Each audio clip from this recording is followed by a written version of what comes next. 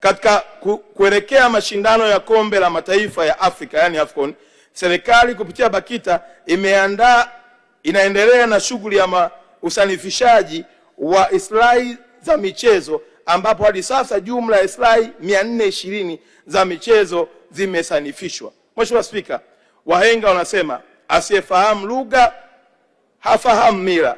Wizara kupitia BAKITA imeendelea kuelimisha umma kuhusu kuzingatia matumizi ya Kiswahili fasaha na sanifu pamoja na utamaduni wake. Shughuli hii imeuishwa kuandaa na kurushwa hewani jumla ya vipindi 1057 kupitia vituo vya redio na television. Mafunzo ya msasa ya matumizi ya Kiswahili fasaha na sanifu pamoja na utamaduni wake yametolewa na waandishi wa uwezeshi ofisi 844, makatibu na makatibu wa halmashauri 12 pamoja na wahudumu wa mapokezi ya huduma kwa wateja 52.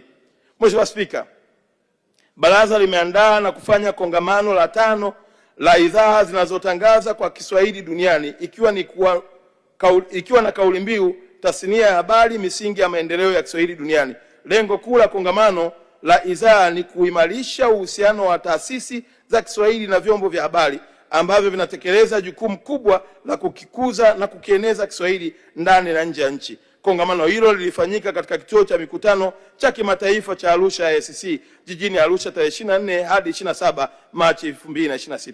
Mheshimiwa Spika, Tanzania ina jumla ya vituo 55 vya kufundisha Kiswahili kwa wageni, ambapo vituo 20 vipo nje ya nchi na vituo 35 vipo nchini. Ufunguaji wa vituo hivi umeongeza chachu ya kujifunza Kiswahili kwa wageni.